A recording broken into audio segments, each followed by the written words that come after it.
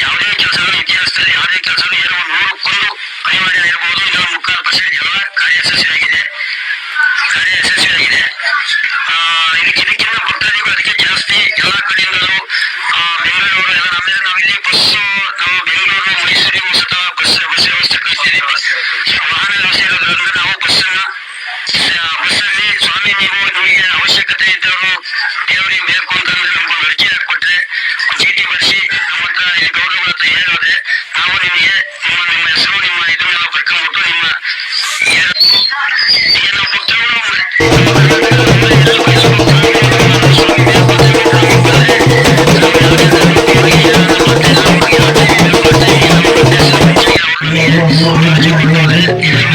ಸ್ವಾಮಿ ಕಳಿಸಿ ಸ್ವಾಮಿ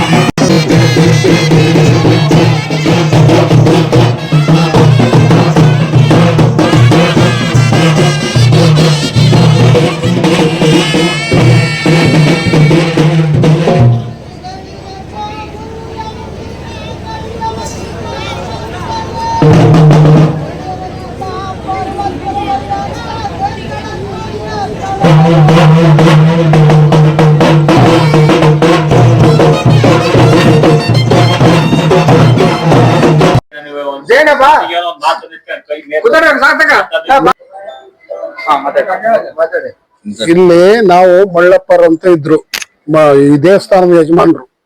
ನಾನು ಎಲ್ಲೂ ಯಾವ ದೇವಸ್ಥಾನದಲ್ಲೂ ಇರ್ಲಿಲ್ಲ. ನಾನು ಬಾರಪ್ಪ ನೀನು ಒಬ್ಬೆ ಹಾಕಿದೀಯಾ, ಸುಮ್ಮನೆ ಇಲ್ಲಿ ಬಂದು ಸೇರ್ಕೊಂಡ್ಬಿಟ್ಟು ಅಚ್ಚುಕಟ್ಟಾಗಿ ದೇವಸ್ಥಾನಕ್ಕೆ ನಡ್ಕೊಂಡು ಹೋಗು ಒಳ್ಳೇದಾಗತ್ತೆ ಅಂತ ಹೇಳಿದ್ರು. ಅವಾಗ ನಾನು ಇಲ್ಲಿ ಬಂದು ಸೇರ್ಕೊಂಡಾಗ ನೋಡ್ರಿ ನೀವೆಲ್ಲ ಯಜಮಾನ್ರು ಇದ್ದೀರಾ, ನೀವು ಎಲ್ಲರೂ ಎಷ್ಟು ಖರ್ಚು ಹಾಕ್ತೀರಾ ಆದ್ರೂ ಡಬ್ಬಲ್ ಕೊಡ್ತೀನಿ, ನಮ್ಗೆ ಕೆಲಸ ಮಾಡಕ್ ಬರಲ್ಲ ಅಂತ ಹೇಳಿದ್ರು. ಹಂಗಂತ ಹೇಳಿ ಅಂದಾಗ ಇಲ್ಲಿ ದೇವಸ್ಥಾನದವ್ರು ಎಲ್ಲ ಸೇರ್ಕೊಂಡು ಕಂಡೀಷನ್ ಮಾಡಿರು.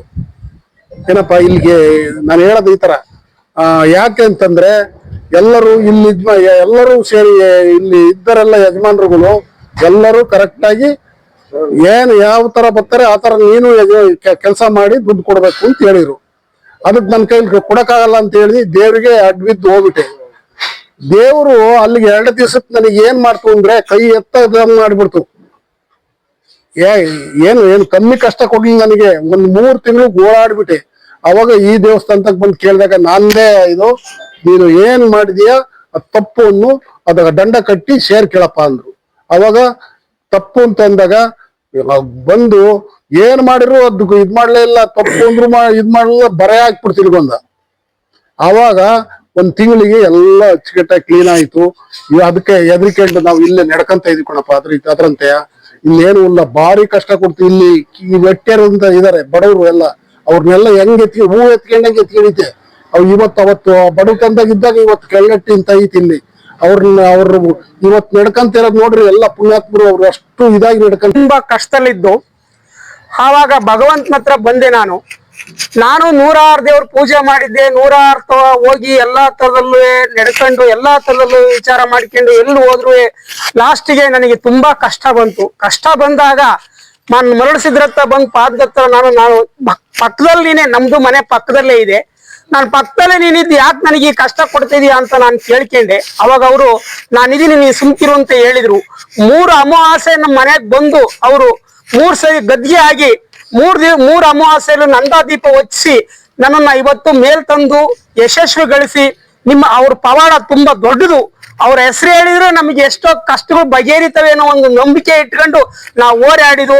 ಅವರು ನಂದಿ ಗೋತ್ರದಲ್ಲಿ ಬಂದು ಈ ಭೂಲೋಕಕ್ಕೆ ಈ ಶಿವನ ರೂಪದಲ್ಲಿ, ನಂದಿ ಗೋತ್ರದ ರೂಪದಲ್ಲಿ ಏಕೋರಾಧ್ಯ, ರಾಮಾರಾಧ್ಯ, ವಿಶ್ವಾರಾಧ್ಯ, ಮರಡಾರಾಧ್ಯ, ಪಂಡಿತಾರಾಧ್ಯ ಅಂತ ಏನು ಪಂಚಮುಖದಲ್ಲಿ ಉದ್ಭವಿಸಿ ಬಂದ್ರ, ಆ 2ನೇ ಮುಖದಲ್ಲಿ ಭಗವಂತ ಅವತಾರವನ್ನ ತೋರಿಸಿ ಯಾರು ನಂಬಿ ಅವನ ಪಾದ ಸೇರಿದಾರ ಎಲ್ಲರೂ ಯಶಸ್ವಿಗೊಳಿಸಿದರೆ.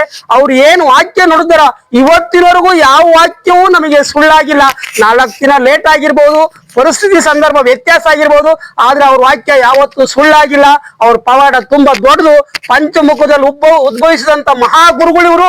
ಇವ್ರನ್ನ ನಾವು ಎಷ್ಟು ಸ್ಮರಣೆ ಮಾಡಿ ಅವರ ಪಾದದ ಧೂಳಿನಲ್ಲಿ ನಾವು ಕೆಳಗಡೆ ಇರ್ತೀವೋ ಅಷ್ಟು ನಮಗೆ ತುಂಬಾ ಅನುಕೂಲ ಆಗುತ್ತೆ, ಒಳ್ಳೇದಾಗುತ್ತೆ ಅನ್ನೋ ನಂಬಿಕೆ ಇಟ್ಕೊಂಡು ಓಡಾಡಿದ್ವಿ. ಇಲ್ಲಿವರೆಗೂ ಒಳ್ಳೇದ್ ಮಾಡಿದಾನೆ ಭಗವಂತ, ನಮ್ಮನ್ನ ಮೇಲಕ್ಕೆ ತಂದಿದ್ದಾನೆ. ಎಂತ ಕಷ್ಟದಲ್ಲಿದ್ರು ಸಹ ಎತ್ತಿ ಬಂದು ನಮ್ಮನ್ನ ಮೇಲಕ್ಕೆ ತಂದು ಅವ್ರ ಹೆಸರನ್ನ ಗಳಿಸ್ಕೊಂಡಿದ್ದಾರೆ. ಆ ಹೆಸರಲ್ಲಿ 2ನೇ ಮಾತೇ ಇಲ್ಲ, ಆ ಸುಳ್ಳು ಅನ್ನೋ ಪದವೇ ಇಲ್ಲ. ಅವ್ರು ನಂಬಿ ಬಂದರೆ ಎಲ್ಲರಿಗೂ ಅವ್ರವ್ರು ಅಂತಲ್ಲ, ಯಾರೇ ನಂಬಿ ಬಂದ್ರು ಸಹ ಅವರಿಂದ, ಅವ್ರ ಹೆಸರಿಂದ ನಮಗೆ ಒಳ್ಳೇದಾಗಿ ಯಶಸ್ವಿಗೊಳಿಸಿ ಭಗವಂತ ಒಳ್ಳೇದ್ ಮಾಡೇ ಮಾಡ್ತೇನೆ ಅನ್ನೋ ನಂಬಿಕೆ ಇಟ್ಕೊಂಡು ಆ ಭಗವಂತನಲ್ಲಿ ಪಾದಕ್ಕೆ ಬಂದು ಬಿದ್ದರು ಎಲ್ಲರೂ ಸಹ ಅನುಕೂಲ ಆಗ್ತಾರೆ ಹೊರತು